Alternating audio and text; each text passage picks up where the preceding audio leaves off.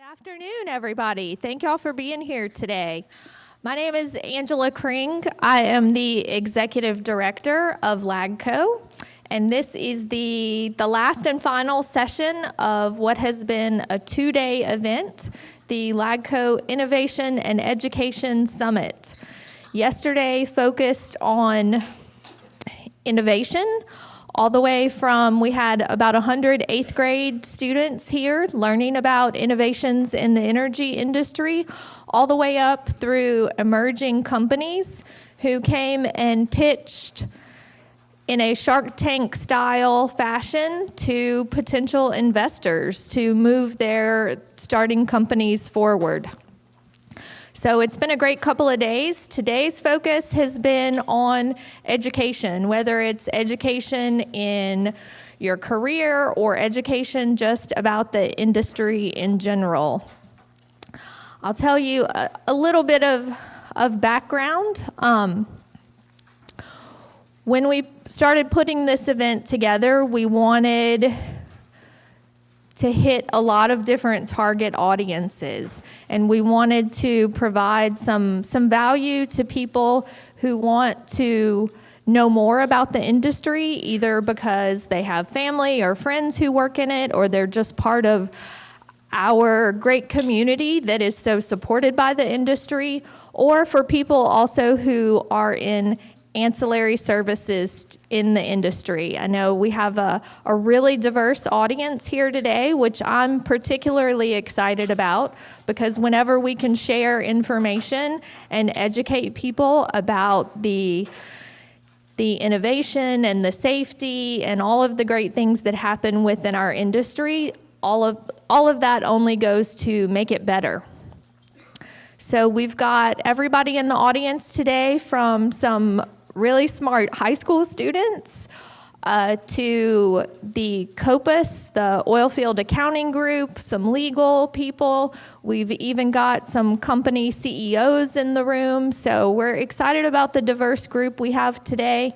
And when we came up with this idea to how do we educate people about the industry who are not necessarily engineers or geologists, and who are not necessarily the technical people from the industry, we immediately thought of Smith Mason and Company, because they have such a great reputation of training people in the industry. So we went to them and we pitched this idea, and they said, well, we teach a week-long class about that. And then they said, well, We've condensed it down before to a one-day class. And I said, that's great. Now get it down to 1 hour. So they have done their best to take the life of a well and condense it down to a little over an hour. So that's what you're about to hear today. Again, we want to thank them for their partnership and their hard work on this presentation. I hope you really enjoy it and get something out of it. So without further ado, I will introduce our speakers. Randy Smith is going to be our first speaker, one of the owners and founders of the company, and then also Larry Schmerman will come up and speak right after Randy does. So here is Mr. Randy. Thank you very much.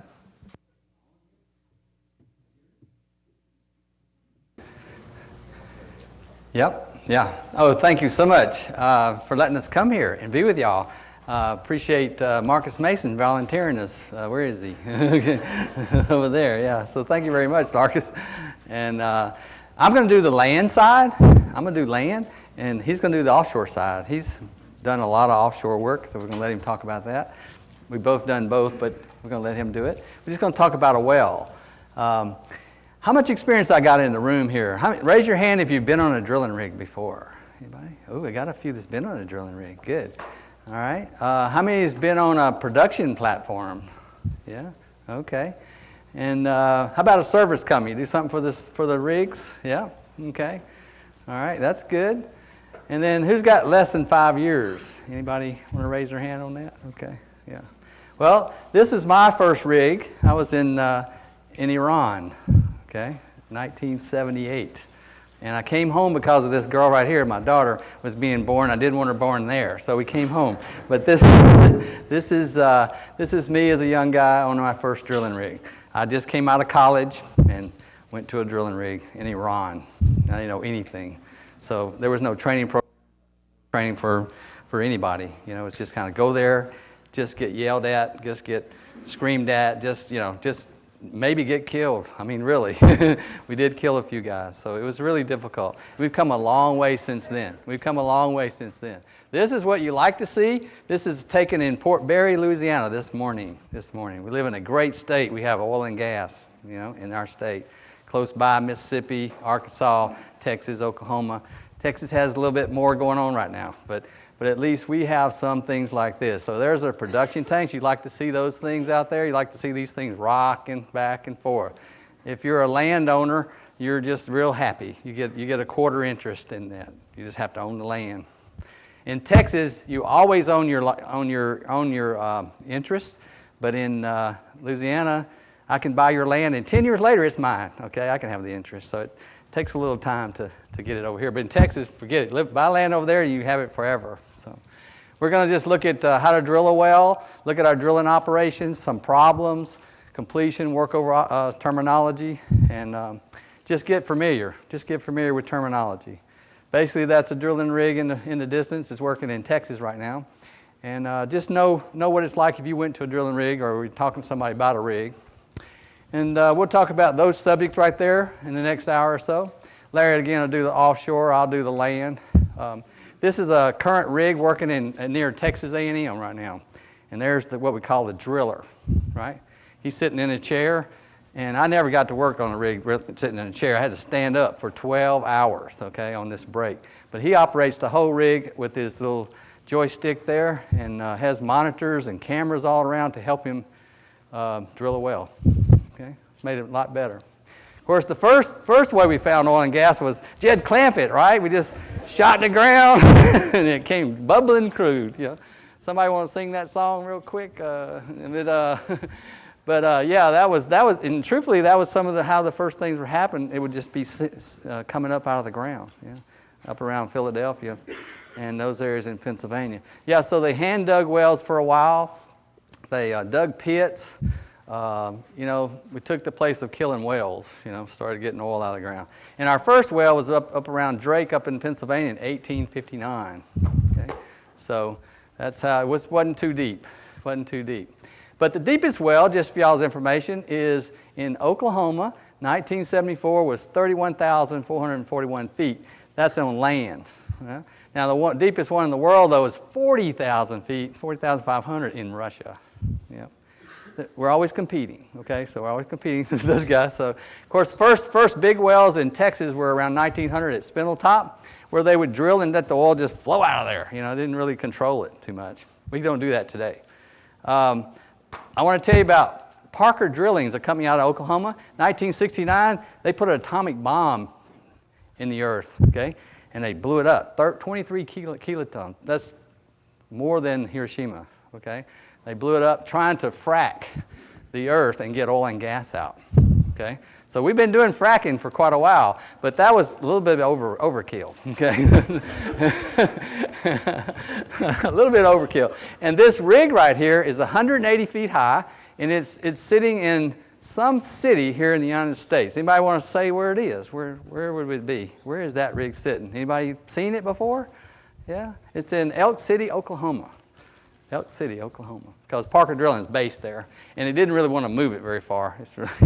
But they did it in Nevada and Alaska. Now, where was Louisiana's first oil well? Somebody needs to know that. Come on. Where's the first oil well in Louisiana? Jennings. Did I hear another one? Jennings? Yeah? Yeah, Jennings was the first one, 1901. I have a good friend lives there, but he didn't own any land, so he's just sitting there working, but no rights, you know. So he's still waiting for the 10-year thing, okay? So, but yeah, Jennings. So this is kind of an overview we're going to talk about. Is see the little orange and yellow and green? That's when the trucks come in and put a little dynamite and kind of shock the earth and get some feedback from the formations below, okay? I've had a geologist, tell me that's for sure oil and gas right there. No, not until I got the bit there did I really find out, So he sure builds you up really good, and you think they do really better. They do good right now. They can do 6 out of 10, pretty good now. It's pretty nice.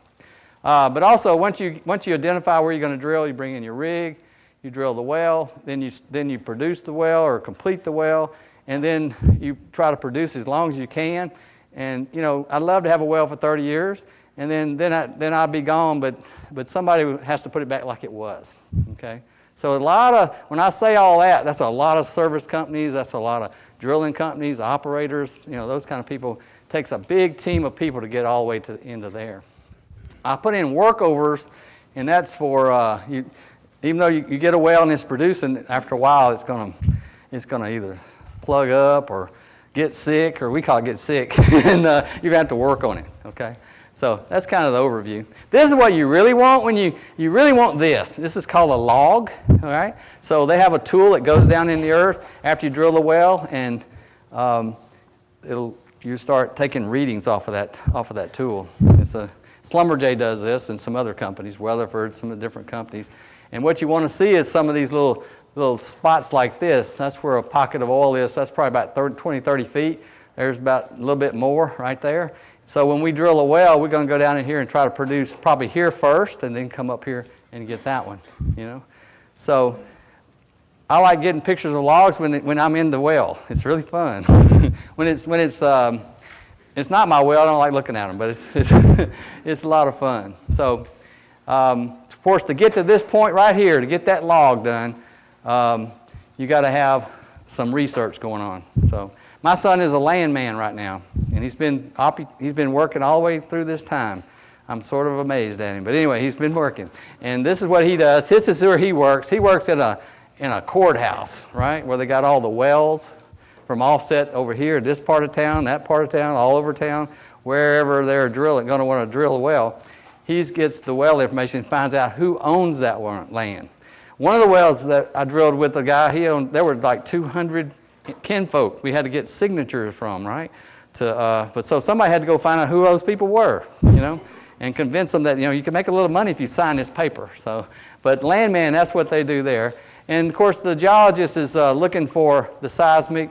The landman's getting the records. Of course, then somebody's selling the deal, like how much money. Like right now, if I want to drill a well in Port Barry, I only want to take about $400,000. So to take $400,000, the landowner's going to not have to pay a dime, right? But the other guys have to put up the $400,000. So if you and I took 10%, okay, we own 10% of anything that comes out of there. After the landowner gets theirs first, they get their 25 cents first. Then we get really 75. We get 10% of that 75's left. So it seems like a bad deal, but it's okay. Own the land, you'll be all right. And then engineers will choose a site, kind of map the area, so look at all the off-sale wells, and make a bid on the land, pay the landowner some money. And main thing they're looking for is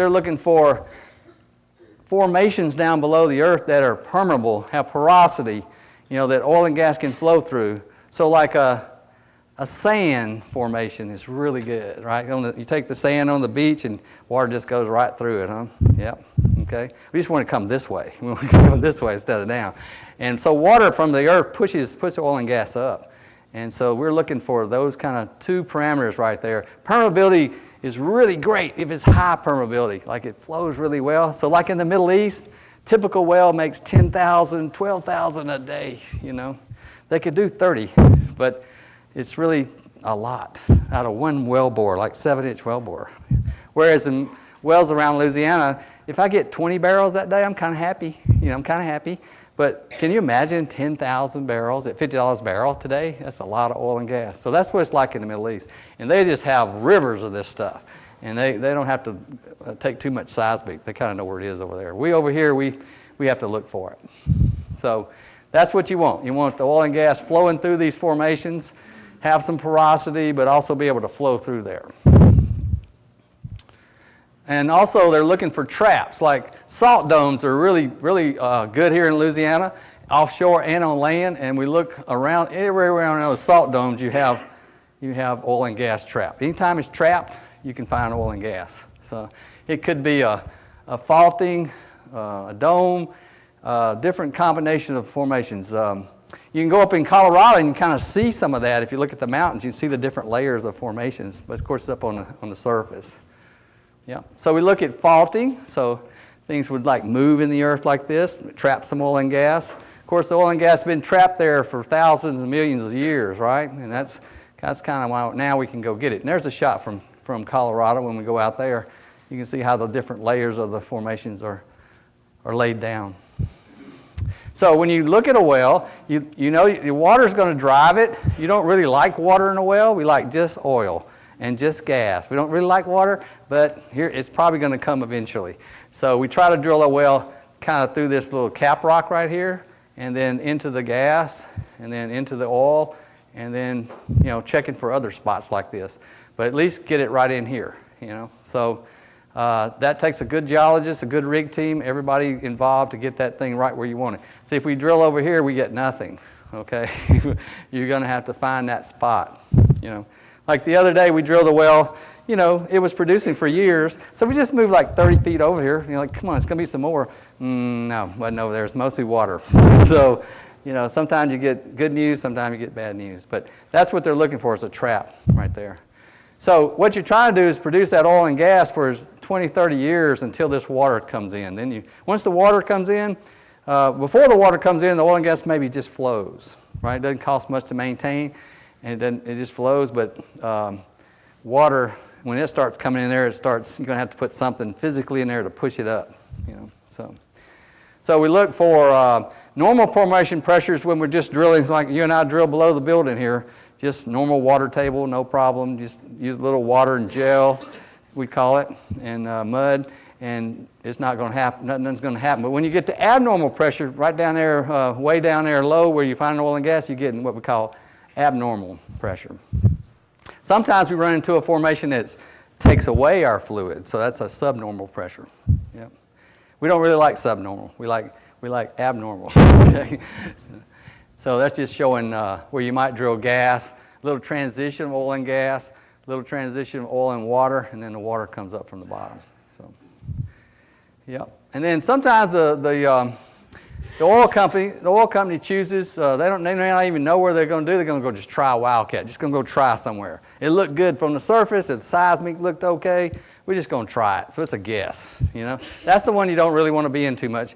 But a lot of times it goes, it hits, So they'll look at surface, they'll look at seismic stuff, offset wells, and some of our drilling companies, they ask you to drill a well, they'll go like, well, where's the offset wells? Because I want to see how long it took them to drill these other 5 wells, and then, okay, I'll do it for you since I know what's going on. So more you know. So different ways to get a rig. Once you got the location ready, then you're going to either do it on footage, which means I'm going to pay you $10 a foot, $15 a foot, whatever a foot. You want to get as much as you can if you're a drilling contractor. Okay, and but you really like day rates. Drilling people that own rigs, day rates what we really want. Like anything goes wrong, well, no problem. I still get paid. Okay, so a lot of people don't do day rates on land so much anymore. They do what we call turnkey. Okay. So a turnkey means I'm going to give you the $400,000. Good luck. You got to get to total depth as soon as possible. If you get there, it's supposed to take 10 days. You get there at 8, you probably made some money. The drilling contractor. Yeah, but us, if something goes wrong, you take 50 days instead of the 10. That's not our fault. That's your fault. You get to pay for it. So, yeah, I've got a guy on a well right now. He's supposed to do it in 8 days. He's on day 77 right now. Okay, yeah, he's kind of not happy, So he buys insurance for that, okay? But hey, drilling rigs right now, land rig gets about, $15,000 a day, okay? Offshore rig Larry going to talk about might get 75, 100,000, 400,000 on certain type of rigs. Yeah. So they come in and they drill some little small holes. Little rig will come in and drill a small hole and get the location ready, okay? And this is the guys lining up the rig. They're fixing to move this rig in over this well right here. Okay, so rig gets there and it starts rigging up. So this is quite an event when you see this thing going up like that. And there it is laying down, but that's the derrick. When you get the derrick up, a lot of stuff has been done already. But you have to put your whole stuff around the rig. You have to put the tanks right here. You have to put the power system, circulating system. You have to put in all the guys that run the operation. So these are sleeping quarters, and these are the bosses' offices and bigger bosses here. And you have to dig pits you can't let anything just go on the ground. You have to put some like carpet down. It's not carpet, but vinyl down to make sure this doesn't go into the earth, okay? Used to be we just dug a hole and put it there, but not anymore, so you have to do a lot more. But that is the way a drilling rig looks like, and you can see this is what we call the catwalk, and we come up this V-door, they call it, a V-door.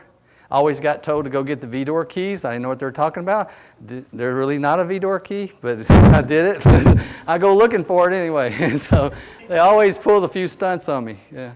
And but basically, this is used to lift the pipe up and down. We try to drill 90 feet at a time when we're drilling, okay? And some rigs just do 30 foot at a time.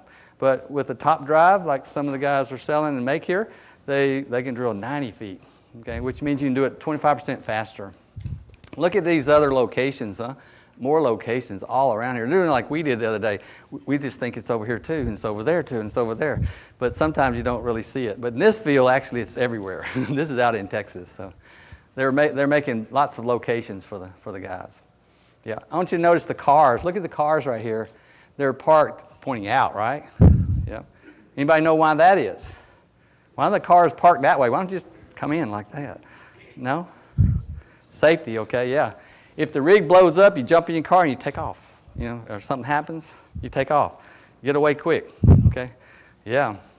I've got pictures of cars going the other way, and they're covered with fire and sand and all kind of stuff. So, yeah. So we learned early on to do that. Okay.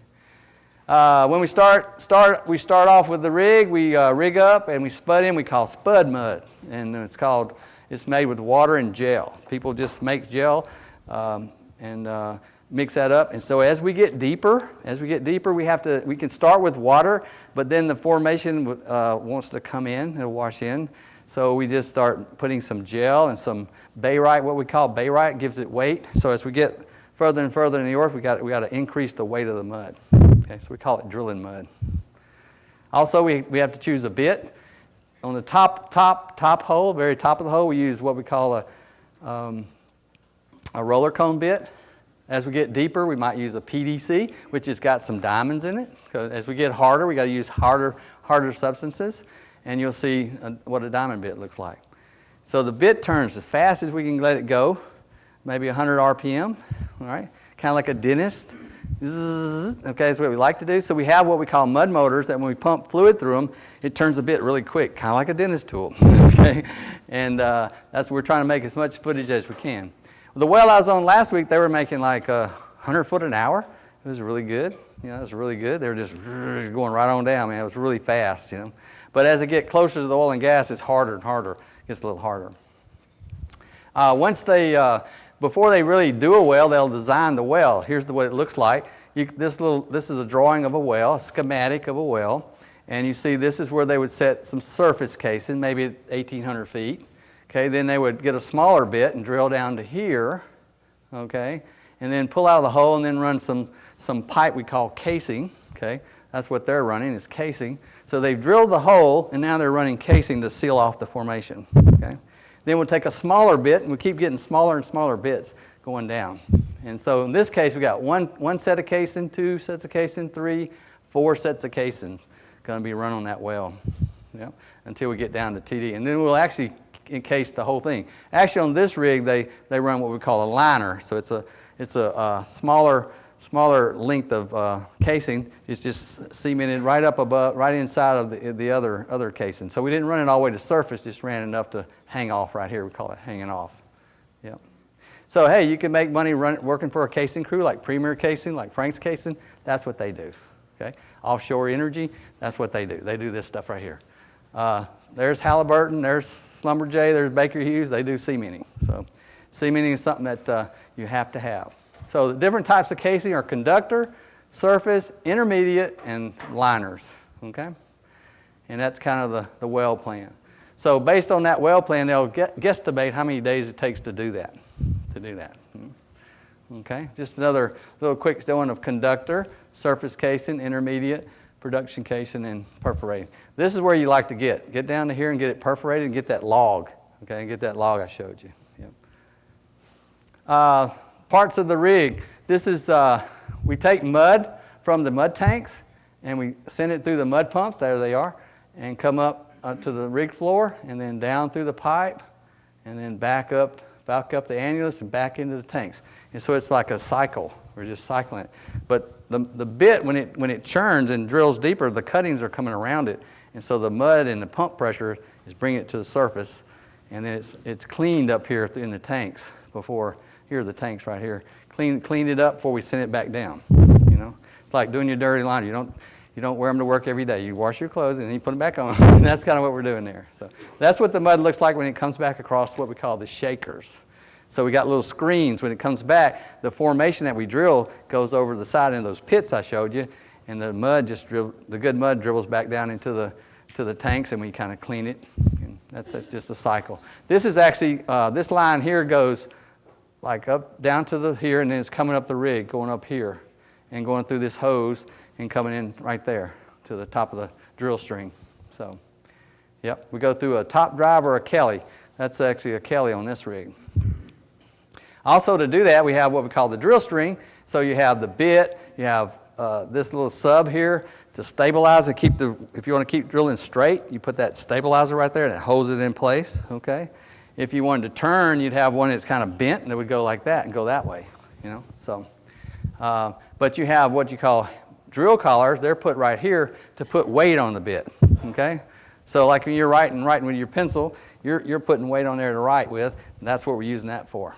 Top of the pencil's still light, and we don't want to put the weight of the top of the pencil, just the bottom. So same thing. And there's a roller cone bit right there. And those are called cones, and you don't ever want to lose a cone in the hole. So if it comes off, if you drill too long, don't pull it. You know, don't come check it. Don't pull it out to check it. You could lose the cones. Then you got what they call a fishing job. Okay? And that's what he does for a living. They fish for cones and pipe, anything else that falls in the hole. You know, like, where'd that wrench go? Where'd that wrench go? I don't know. Where'd it go, Hannah? Where'd that wrench go? Did you drop that in the hole? You did. Oh, man. So we got to go get the wrench. Okay, so if it goes down the hole. So we have a magnet. We put a magnet down there. So anyway, there's ways to get it. Also, Marcus was a mud engineer, so he dealt with, this is kind of what he looked like, and he would just take care of mud. That's all he did. Check the mud about 6 o'clock in the morning, go back and have breakfast with Hannah, then, you know, come back about 2, check it again, you know, so it was just kind of a fun thing to do, just check mud all the time, you know. So, but we use the mud for keeping the hole clean, keeping the bit cool, and then there's different, and of course well control is number one right there. With the mud in there, we don't have blowouts. So we know the Macondo blew out, okay, and mud, you know, somehow the mud got removed and poof, here it came. But we've had blowouts all across the United States. It's not like that's the only place we ever had one. We've had them a lot through the years. We always learn from them though, we really do. All right, types of muds though, you can drill in New Mexico with air. Don't need mud, just air. Big compressor, just blow your way down, okay? Water-based mud is what we use on the topsoil, but as we get lower in South Louisiana, we have to use what we call oil or synthetic base because the formations don't like water. They just soak it up and fall in and just plug everything off. So a lot of times in South Louisiana, we have to use this. I usually got paid more when I use that mud, you know, because it's nasty and it hurts if it, you know, it's kind of burns your skin. So yeah, you don't want to get it on you. But you have to do it to drill the well. So, now this is what happens if you don't keep the hole full of mud. So if I got a drill string and I pull it out, like you get out of the bathtub, okay, the water level goes down, right? Okay, your next child gets out of the bathtub that was in with you, and the water goes down further. Okay, so if you don't put that water back in there, and it's oil and gas in there underneath there, it'll come in. Okay, so we use that water or mud to hold back the formation from flowing. But 1978, this is my rig, and you see that it kind of blew out on me, okay? So shortly after this, I started teaching well control, okay? So somebody chose me because I made it through this. And I won't go into detail, but that's me standing right there, and I'm actually right there. And it wasn't a good day in my life, you know? It was kind of like, what the hell am I doing here? Please get me home. And which God let me get there. And so that's what we do. We teach well control. So that could have been prevented. So. But the people who watch for well control are these guys right here. This is what we call the driller. He's the #1 guy for watching out for a blowout or a kick. We call it a kick. If the oil and gas, if you don't quite have enough mud weight, the weight you need, it might start talking to you. You might say, we always say the hole talks to you. There could be gas bubbles coming out, could be thicker, could be harder, could be a tooth of a dinosaur come out. I mean, it's all kind of things that come out of the hole, you know. So the hole talks to you. And so these guys are responsible for looking and seeing and watching. So this is what we call a rig manager or a tool pusher. And he's mentoring this guy, and he's the boss on that rig. His company owns the rig. Yep. These guys work 7 on, 7 off. These guys work 2 on, 2 off a lot of times. 12-hour shifts. 12-hour shifts. Okay? Yep. And they get paid pretty well. Time and a half after 40 hours, they're there all week. So they get 40, 50 hours overtime every week. You know. So this is the old way to do it, the old brakes. This is the new way. Yep. And we're seeing more and more of this. Also, the people that work on the rig, is you and I want to be a derrick man. Look what we'd have to do. To go to work, we got to go up here. We got to go like 100 feet up in the air, you know. Anybody like heights like I do? I didn't like heights. but I had to learn this job because I had to know what he did. So he's up here. He's all, you know, he's all belted off and everything. He's good. And but there's other guys that work on the floor. That's the floor hands. And that's what it looks like when you're up in the derrick looking down. So you can see cases about to be run. You can see the V door, it's catwalk. You can see different pieces of equipment on the floor there. Yep. And then these two guys here, this is what we call a derrick man, and he mixes mud, and he measures the mud every 15 minutes when we're drilling. 15 minutes, he has to check how thick is the mud, and what's it weigh, and he has to report that every 15 minutes when they're turning to the right. Okay? So, important job. Okay, and then the big guy on the rig is called the company man. He looks like this, and he is in charge of the well. The oil company in town told him to drill this well step by step. He works like 7 on, 7 off. Sometimes he works 28 and 28, 28 on and 28 off. So you can imagine living there 28 days, okay? So, but also when they have trouble, he would be the first one to call for trouble or diagnose a problem. That's his big thing. He's a big troubleshooter. Yep. Sometimes we have a night man with him. Another guy is mud engineer. We blame everything on the mud engineer, everything. You know, we don't have any good food out here, mud engineer. So, but usually mud engineer will bring good food, by the way. This one would. So, but yeah, but they're so important because the mud is really the heart of the drilling. If you have your mud right, you can drill quicker, faster. Everything's great. You know, it's really a good thing to be in charge of the mud. So he has lots of tests they run on it, like how much water it's got in it, how much oil it's got in it, gas in it. And then the mud logger is the guy who sits in front of a computer all day, and he's monitoring pressure. He's monitoring cuttings. He's got to go get cuttings out that come out of the hole. He's monitoring every sensor on the rig. He has probably 100 sensors around the rig, you know. So he's a key important guy. Yeah. Also, you have cementers that come to the rig. You have guys that do directional drilling. So the driller, there's a driller that does the drilling. You saw him on the brake, running the rig. But there'd be an assistant driller maybe just to tell him, look, you need to go this way.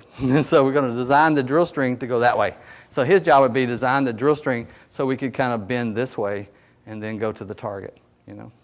So you can imagine if you're on a rig right here, and you already had to drill a well that way and that way, now you're going to go this way. So you go down and you're going that way. So you might have 4 or 5 wells coming off of one little pad, you know. So pretty important, a directional driller. So on the rig, you have, of course, the rig floor, the hoisting that lifts all the pipe up. Each pipe is about 31 feet long, weighs about 20 pounds, 22 pounds a foot, okay? It's very heavy. So these are rated for over 1 million pounds. They can pull like 1 million pounds of force, or hold 1 million pounds of force. So rotating, you got to be able to turn everything at a certain speed. Also, you have to have power. You have these DC cats. You have electric motors. You have all kind of equipment that the power system is run by. Of course, circulating system. So you see 3 mud pumps? Yep, that's becoming pretty common. It used to be 1 or 2. Now it's 3, and somebody's got 4, so, yeah. And the driller, look, the difference in consoles right now. This brake right here, when I was drilling, see, I'd have to do this. Like this, He's just kind of, you don't even hear anything where he's at on this guy here. He just pushes a little button. Actually, he has an automatic guy. Then he's got a guy that automatically just lets the pipe go down, okay? So I didn't have the automatic. I kind of had it, but it would run away on me, so not a good system at that time. So, but listen, he cannot leave this position. He has to stay right there unless he's relieved by what we call assistant driller. I like being assistant driller because I didn't have to be up there with him all the time. I could go do stuff. I like doing different things, like go wash this, go check that, go get me coffee, whatever. So assistant driller is a great job. These are typical floor hands. These are kind of older pictures, but here's a piece of equipment that's really come along. It's called a pipe handler, and it's really helped us a lot. Used to be we used tongs, and tongs sometimes slip and they kind of hit you. So this is a lot better, a lot more safer. Yeah, still have slips though. Monkey board, like I said, if you want to work in the derrick, that you would be handling the upper end of the pipe. It's not so heavy up there. You really can do pretty good with that. And but you got to get up there and you got to rack it, and it looks like that when it's racked. And if something happens and there's a problem, you need to get down. Okay, so I'm serious. If the oil and gas starts coming out, you got to get down. The only way to get down is what we call anybody know what it is? No? You have to get on a Geronimo, Geronimo, which is it's attached over here. There it is, right there, and you have to ride down to the down there somehow get there, down 100 feet away. I can't even say it because it's so scary. but I actually had a rig one time, and I was in charge of training. I had all my floor hands in Iran go down the Geronimo. I didn't hurt anybody. There wasn't any insurance that time, so I could do what I wanted. But yeah, that's a pretty interesting deal. There's that V-door. I don't know how that name got V-door. Victory door? I don't know. But anyway, that's casing there coming out the V-door. So everything that's going to go in the well comes up this V-door ramp, okay? Vertical ramp, that might be it. And that's me sitting here with them drilling ahead with a top drive. Yeah. On the rig floor, we have valves and all kind of valves and manifolds to circulate fluid, to control wells. It's just a whole big system of safety is what's going on there. And there's what we call the draw works, okay? So that picks up all the equipment and puts it back in the hole. And that's what they call a mud saver. So you put that on the pipe, so when it comes out with mud on it, it knocks the mud off. And then you got a clean pipe. So little gadgets they came up with. This is the crown block, okay? So these are the lines. These are about 1 3/8 inch lines.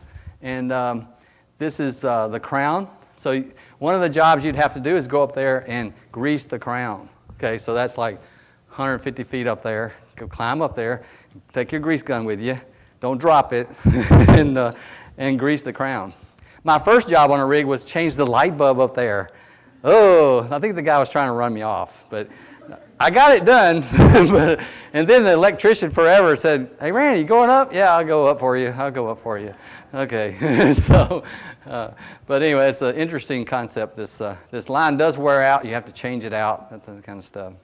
And you can't pull up too far. You'll hit what's called the crown, and that'll really be dangerous. It could fall and hurt on people. There's what you call the top drive.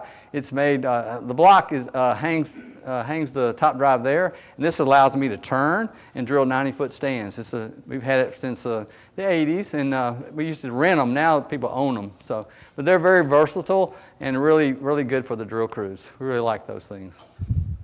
And the old way was this, what we call the rotary table, and it fits into this table and it turns. Okay, and so if I wanted to know how fast it was turning, I would put my hand out There'd be a rope on there. I'm counting 15 seconds. 1, 2, 3, 4. Hey, we're doing 60 RPM.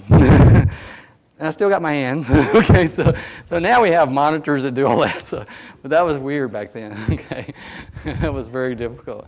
This is the big thing that we teach about at Smith Mason is how to control a well when it gets out of control. So we use what we call the BOP stack, and this is blowout preventer.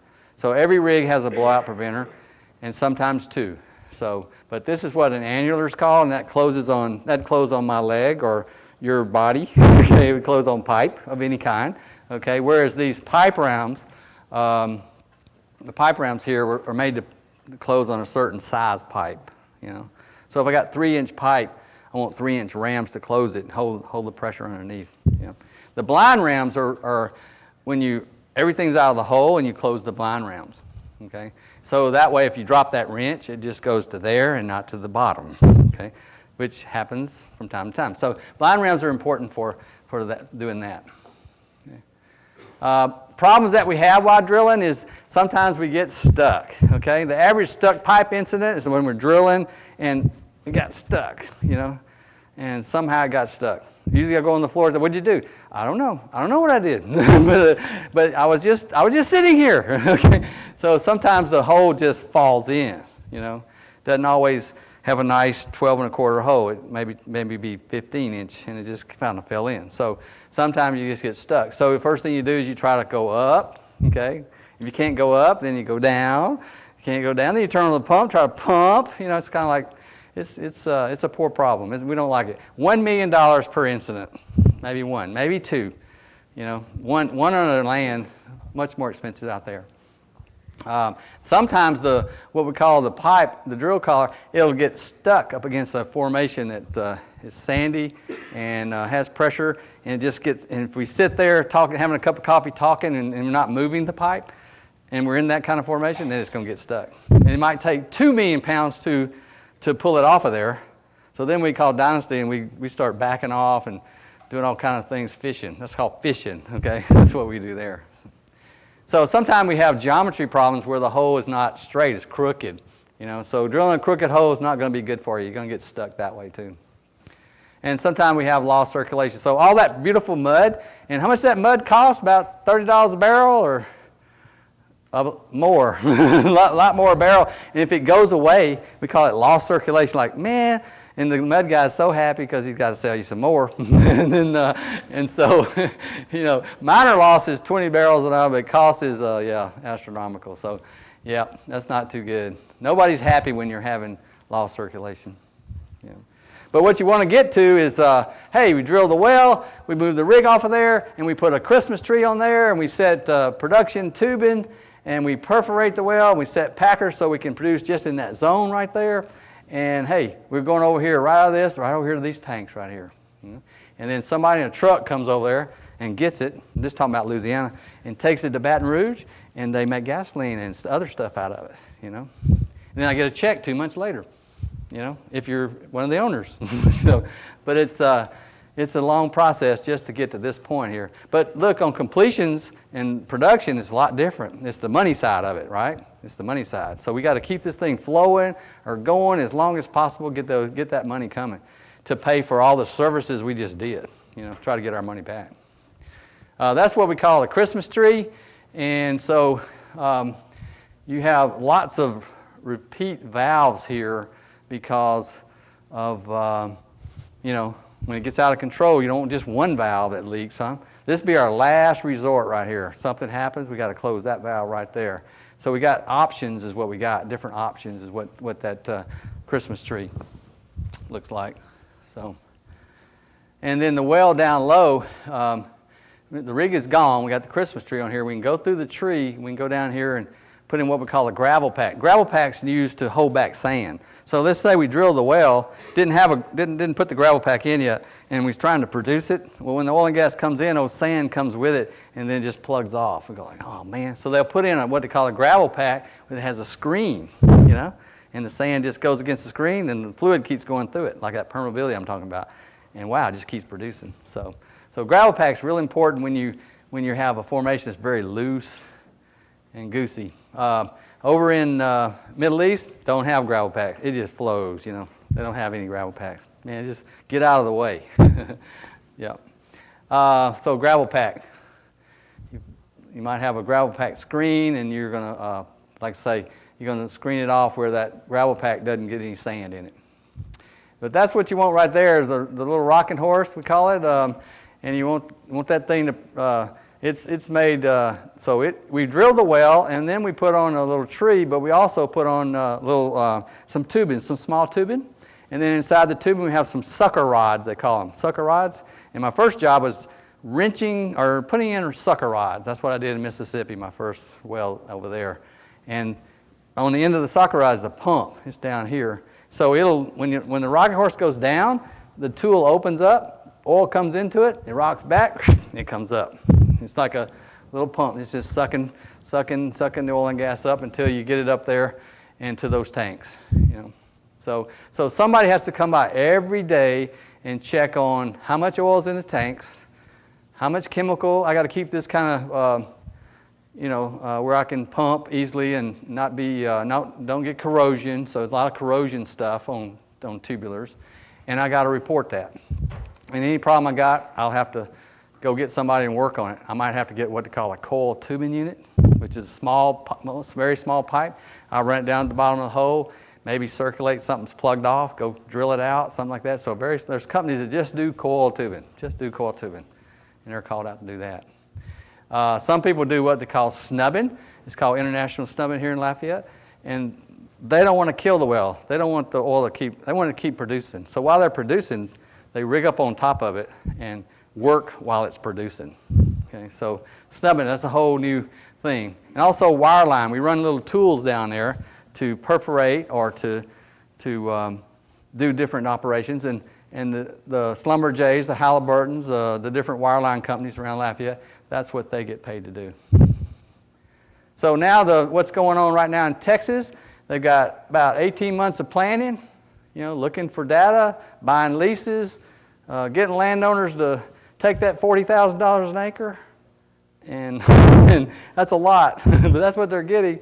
And then put the well together. It only takes about 2 or 3 weeks to drill the well. And then they fracture it, see. They got like a little horizontal well, and they'll fracture it. And then produce it for hopefully 2, 3, 4, 5, 20 years. So that's kind of what a frack job looks like. You pump it in sand and water, and you pressure up on it and frack it. And then the formation just gives its oil and gas back to you. So you look at that picture there. What kind of wells could that be? Anybody want to guess? You see the wells right there, and then there's some shed right there, and then there's some tanks over there. And it looks like a pretty good farmland, huh? So if you're looking at that, what do you think, Hannah? What kind of well is that, I reckon? Oil well, gas well? Huh? Gas? Well, you could have some gas, yeah.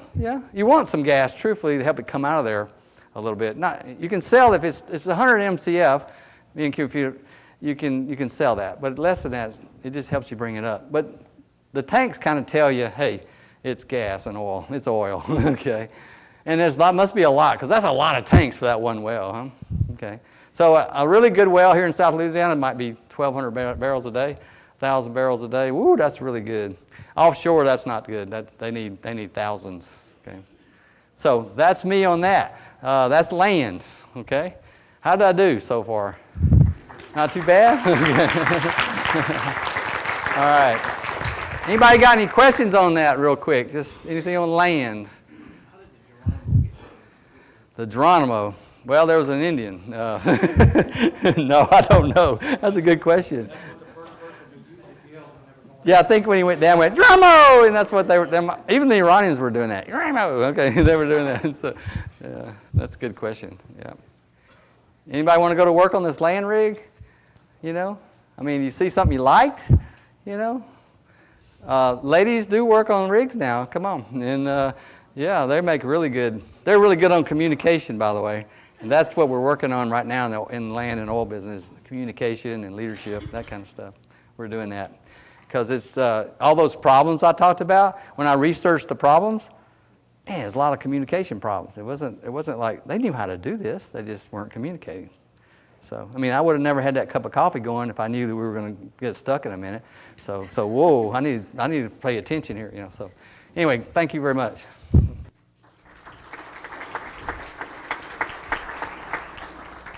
Good job. Good job. How y'all doing? All right. As Randy said, my name's Larry Schmerman. I've got probably about 41, 42 years of experience in the oil and gas industry.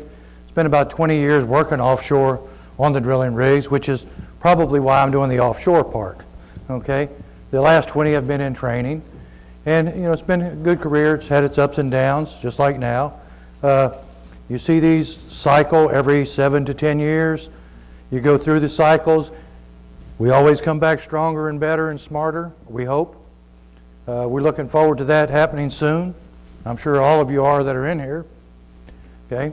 Now then, there are a few differences between offshore and onshore, okay? First off, Randy was talking about day rates. 75,000, 40,000, 50,000. Okay, that's a day rate for a land rig. That's per hour offshore. Okay, offshore day rates can be up $600,000, $750,000 a day. Okay, so the operators have invested a huge amount of money in drilling these wells. $150 million, $200 million a well. That's a lot of money to spend. So time is important to them. So these rigs have evolved. We're on the 7th generation for semis. They're getting bigger, better, smarter. Everything's electronic now. And they can actually claim to have the capability nearly to drill a well from the office thanks to automation and electronics. Okay? A little background about offshore drilling. As early as 1981, they started offshore there. They call it offshore. It was actually in Grand Lake, St. Mary's in Ohio. And they went right out there in the lake. You can see the derricks out there. They built walkways out to it, and that's where they started with actually offshore. Now, they call that offshore, but it's really just submerged out in the lake. First offshore was actually drilled off the coast of California. And they built these wharfs 300 or 400 feet long, and they put the derrick out on the end of them, and that's how they started drilling, and they called that offshore drilling. Okay? That's why the rules are so stringent now in California about what you have to do to drill, because in these days, everything they did came right on the beach. So their rules are a lot more strict there than they are in Texas, Louisiana. Florida's pretty strict. Alabama's okay, but they're stringent, very stringent. The bonds that you have to put up to drill out there are astronomical. And if you cause any pollution, obviously you lose your bond. All right? Now then, progressed even further offshore. Back, and Randy talked about this earlier, right here is Lake Caddo, which is in Jennings. That's where they drilled that first well out there in Louisiana. Okay? That's what that field looked like. You see what he was talking about? You drill here, you hit oil, you go over here 50 feet, you drill another one. That one's good, you go another, you keep going till you don't hit oil. Then that's the field, they stop. Then they back up 10 feet. Then they start going again, and that's what they did. Okay? Now, the first offshore platform was actually Kerr-McGee in 1911 also, and that's a picture of that platform that they built out there. Obviously, it was in shallow water. Okay? Now then, from those old rigs, these are the new rig designs. Okay? Quite a bit of difference. You could put about 10 of those other little rigs you saw on this rig, right? They're massive. They take about 6 people to run those other little rigs. You got about 150 people on this rig. Okay? Now then, one of the major differences between offshore and land rigs, you remember Randy showed you a picture and all the cars and trucks were pointing out? And he said that's because if things really go bad, you can get down, you can get in your truck, and you can leave, right? Okay, well, yeah. Oh, let me go back one. When you get right here on that land rig, yep, I'm on the ground, I can get down and run. What happens if I'm offshore here? You see any place to run? It's all water, right? And they have helicopters that come out there. They have survival capsules on the rig. They have different ways. They have lifeboats to get out there, and you can swim. I can probably swim as well as anybody, but 200-mile swim, With sharks out there, I don't want to take that chance, you know. I'm not an Olympic swimmer, so I don't think I can outswim a shark. So we have to be a lot more careful in what we do and how we do it out there, because although it's the same risk of well-controlled incident, it's a lot more pertinent that we know what we're doing offshore than onshore because of the fact that we can't run. And neither can any of those 180 people that are on there, okay? Now then, again, they do the same thing offshore as they do onshore. They have a field there, and through that field, they drill an exploratory well, and if it looks good, they'll drill 2 or 3 appraisal wells like you see in the green there. And then if those come out all right, then they'll drill the development wells, and they'll drill 5 or 6 of them from that one location, right? Like Randy said, hey, if you can get 100,000 barrels a day out of well and you got 6 of them right there, $600,000 or 600,000 barrels a day, that's a good well. Okay. Now then, land rigs are kind of limited in the options that you have, but when you get offshore, there are several options. Okay. We have inland barges. You can drill in marshes, swamps, and bays with them. Relatively shallow water vessels. Okay. You have jackups that you can drill offshore. Jackups can drill anywhere from about 16, 18 foot of water up to about 450, although there are some now that they claim to be able to drill in 600 feet of water. You have to be careful because there are certain requirements for air gap, which is the distance between the hull and the water line for hurricane season, because you have to be able to make sure that the waves don't hit the rig when a storm surge comes through. And then you have semi-submersibles. They're for deep water. And you got platforms. Platforms are closer to shore. Usually if you go down on the coast, you look out there, you can see some of the platforms. Okay. Further out, they have drill ships. Drill ships, they drill out there in really deep water. Okay. So those are basically the 5 types of units we can use to drill out there. All right. Now then, we'll look a little bit at the different types. Semi-submersibles. Okay. They're usually pontoons, column support, and all the accommodations and everything is up on the top. The thing about these are, they basically you can ballast them up and down. You can put them lower, higher in the water, and those are handy for moving the rigs when you have to go from one well to the next when you're finished. You just deballast it, you pump all the water out, you float it. Some of them are self-propelled. Okay. You can put it on a ship if you're going on long distances. Okay. You have several options. Okay, some of them are moored, some of them have dynamic positioning. Much cheaper to move the rig and set it up with dynamic positioning. You don't have to run out anchors, you don't need the anchor boats. But, and we'll see in a bit when we talk about drill ships and things, there are also some disadvantages. Okay. The second type is jackups. Basically come in two varieties. You have your independent leg, like these right here. What this means is that each leg is independent. You can jack this one leg up or down by itself. They're independent. They don't have to be jacked together. This is useful if you have slanting or sloping bottoms, because the legs don't all have to be at the exact same level. The front legs can be up 10 feet lower. The ones can be 10 feet higher back here. It doesn't matter. The rig will still be level. You can still drill with it. Okay? Now, mat-supported jackups, on the other hand, they have a mat on the bottom of them. It looks like a giant letter A. Okay? Those things need a relatively level bottom because the legs jack all together. They're not independent of each other. So, therefore, it needs a more smooth bottom to operate in. And those mat-supported rigs are limited probably to about 200 foot of water. Okay? Now then, in the jackups, there's basically 2 models of that. One of them is a slot type rig, the other one's cantilever.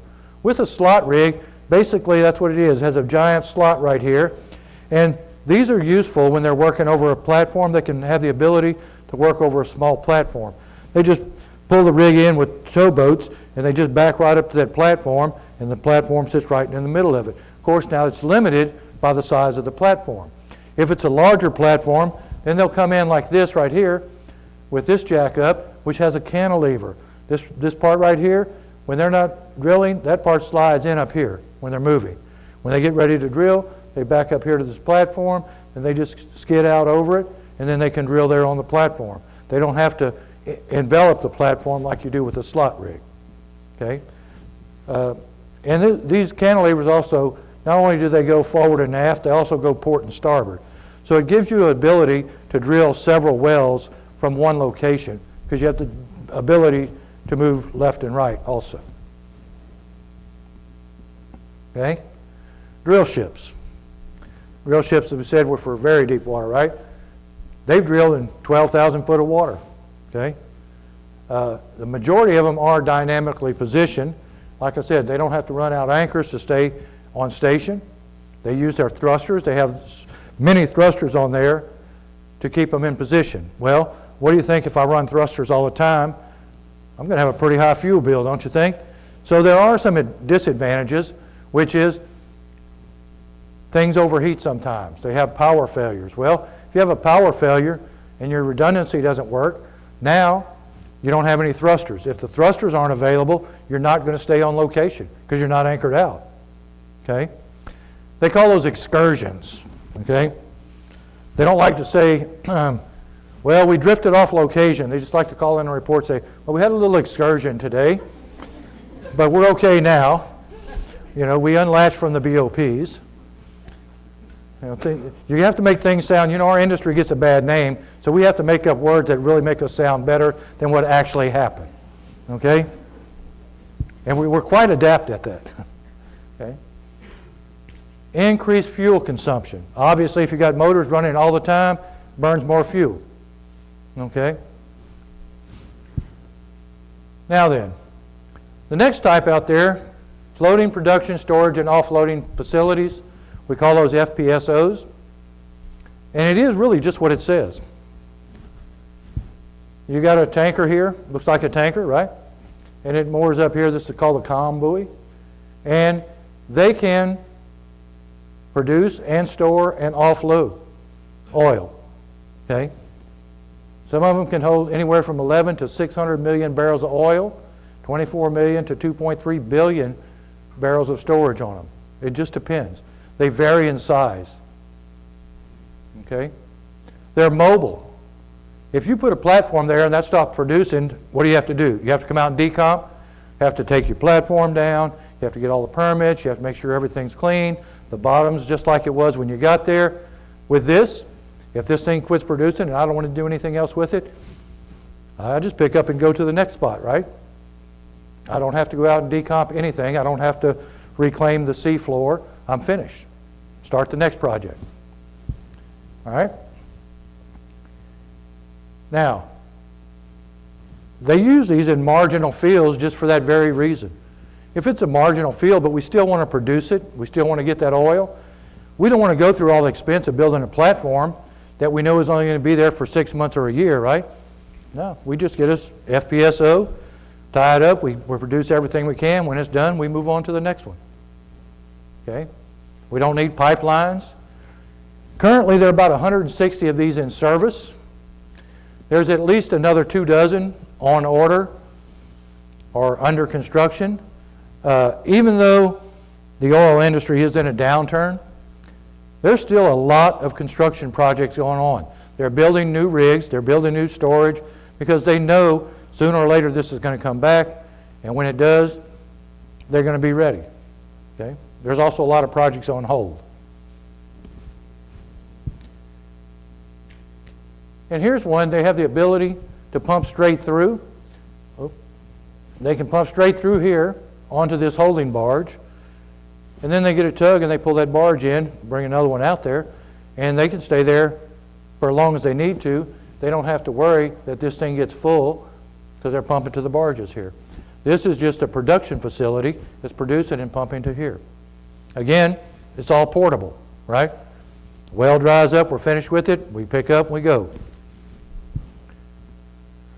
Now then, the next one we have, this is called tension leg platform, call them TLPs, right?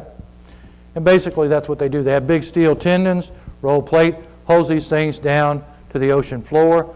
Right now there's no structure on the top of here, but there'll be the structure up on the top with the facility. This is just loading out the bottom part of the TLP, that the tendons will be tethered to the bottom. Okay? kind of like that, okay? That's what tension leg platforms look like. Okay?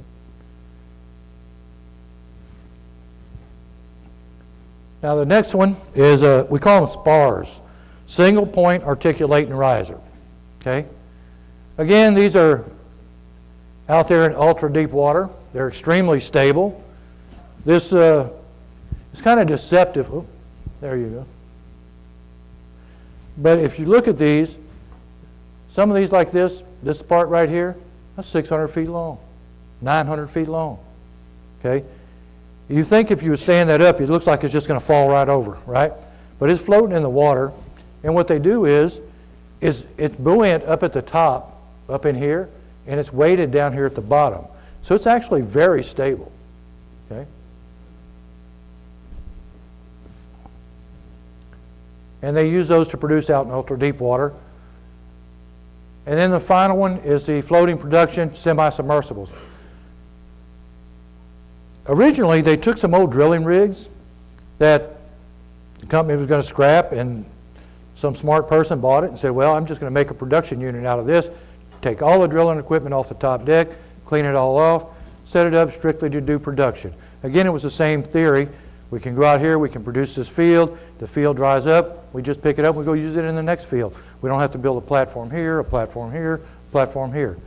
We don't have to decomp a platform and a platform and a platform. So they serve multi-purposes, and they had a massive storage capacity, 250,000 barrels of oil. Okay? And that's kind of the way they use those systems is typically they'll tie them in with a subsea, a wet tree they call it down here, and they'll tie it into many different wells in the field. And again, they produce through here, and then they pump it out into the FPSO with the barge right there. So again, they don't have to go through pipelines and run all the way back to the shore with pipelines, right? Okay. Now then, we talked about dynamic position, self-propelled, which some of them are self-propelled, some are propulsion assisted, and some of them are like this. You have to get some boats and you have to pull it from location to the next. Okay? How do we do that? Well, this is one way they do it. These barges, submersible barges like this, they sink these down in the water, they float the rig over the top of it, then they deballast this barge again, and then they just float the whole thing. Okay? Then they can move it from one spot.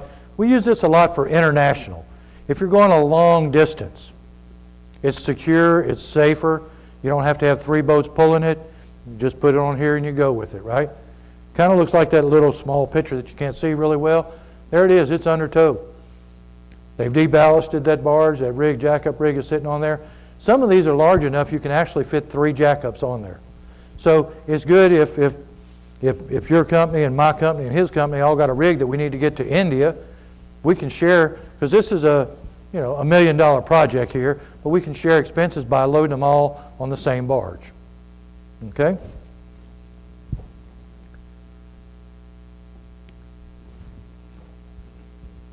Now then, if we don't want to use a barge and we're going to go on a long ocean tow, there are tugs designed specifically for ocean towing. Most of them have a single prop, okay, a massive single prop, 8-10 foot prop, and those tugs are built specifically for towing. They are not built for maneuverability. They can't spot you on a location because they can't maneuver very well. They're made for going straight ahead. Okay? Now then, a lot of the semis out there now, especially the older ones, they have a mooring system in place, whether it's chain or anchor or a combination of the two. They have boats specifically designed to pull anchors and run anchors for you. Okay, anchor handling tugs and supply vessels. Okay, they even have some really large ones, some massive power, A-frames on them to help assist get the anchors. And again, the dry tow support vessels. Here's a semi loaded on one of those, and that's a spar over there loaded on this one. So they use them for all phases of the industry, right?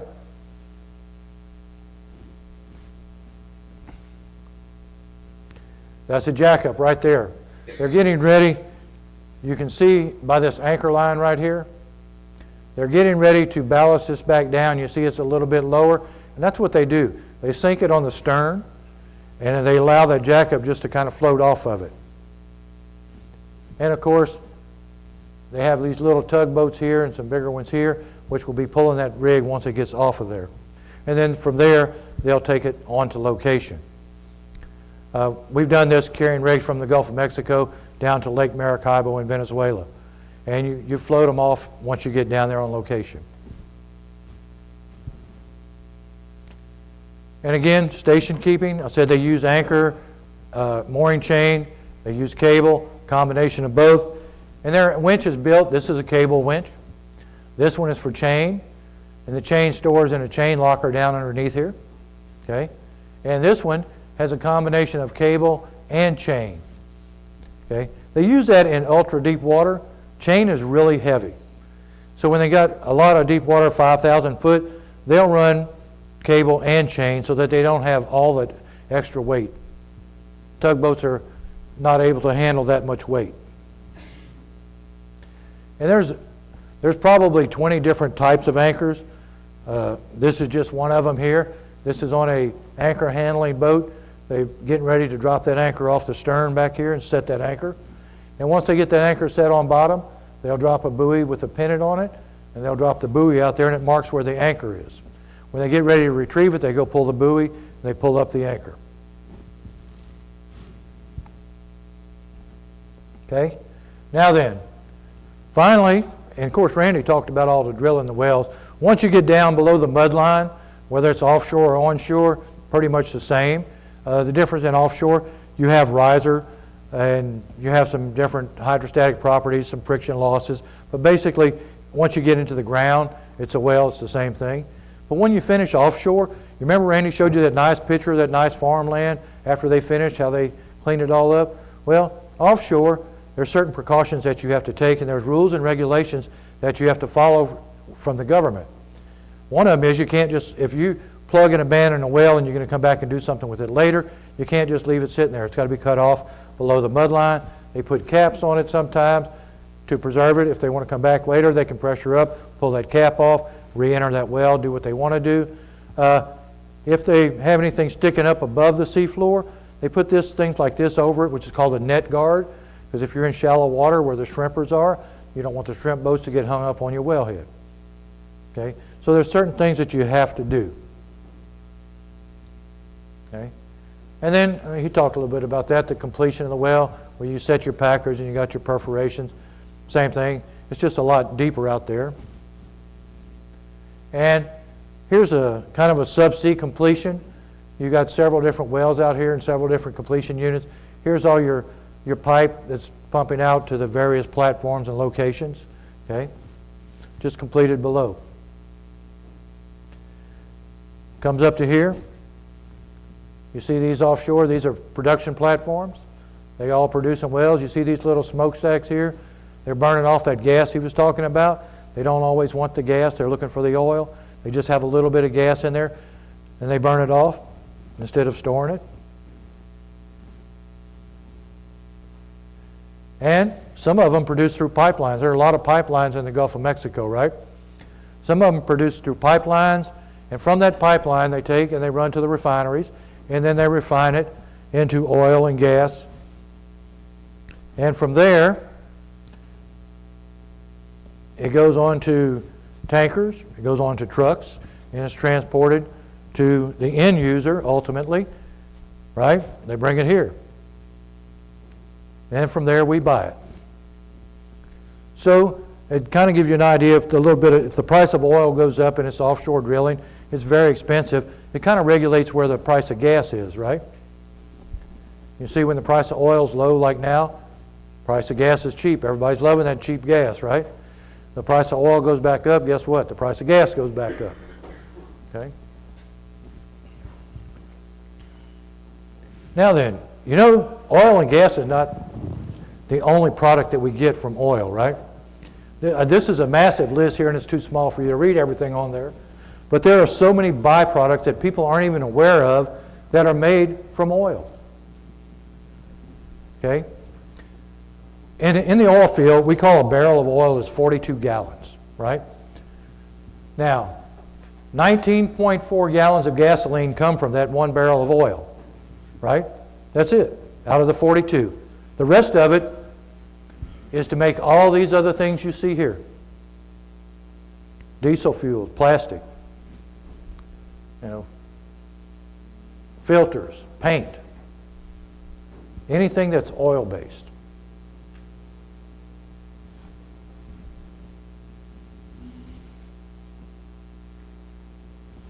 And that's it. That's the end of my presentation. Are there any questions? Well, I did want to answer one question Randy asked. Randy asked if anybody knew why it was called the V-door. And I wish I had his slide back up. Tell me about it. If you, let's see, do we have a few minutes? We got a second. We got 1 second. All right. If you would have looked at that picture where that V-door was, at the top of it, where the rig floor is you see 2 white posts coming up like this. And they make a V. It's upside down. I got you. Okay. That's why we call it a Learn V-door. something every day in the oil field, guys. That's why we call it a V-door. Hey guys, once again, my name is Marcus Mason. I'm the mud engineer that Randy blames for everything most of the day, but he did allude to something earlier. I did volunteer Randy and Larry for doing this. They both have over 40 years experience in the industry. They're both a wealth of knowledge. Anytime we talk to groups, typically we're talking to industry people, and we have so much information and we want to share it.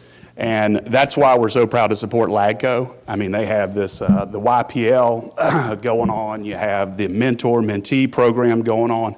It's just such a wealth of knowledge we have right here in Lafayette, Louisiana, that if you need to learn something, or you want to learn something, or you want to learn something new, ask those questions. Find someone that knows. You know someone that knows. They know someone that knows.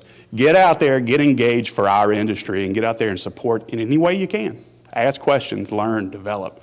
Randy just said he learned something new today. 40 years in the business, picked it up. So, but thanks again, guys, and thank you so much for being here. Appreciate it.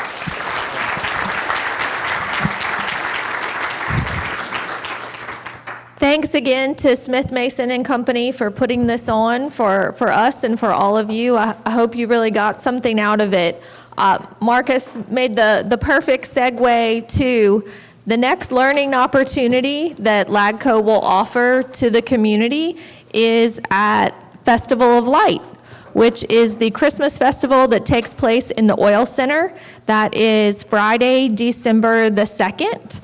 There will be a LAGCO section. It's called Light and Learn with LAGCO. So we're going to have quite a few activities for kids. For the little ones, we're going to be taking popsicle sticks and helping them make little derrick ornaments. With some of the older kids, we're going to be doing electricity experiments with Christmas lights. And we are looking for, you heard them both mention the oil field Christmas tree that goes on the top of the well. We're going to try to get some actual Christmas, at least one actual Christmas tree, and decorate it to look like the Christmas tree that everybody else knows them to be. So we're going to have some fun activities, some learning opportunities, so y'all come and check that out on December the 2nd. And thanks again for coming today.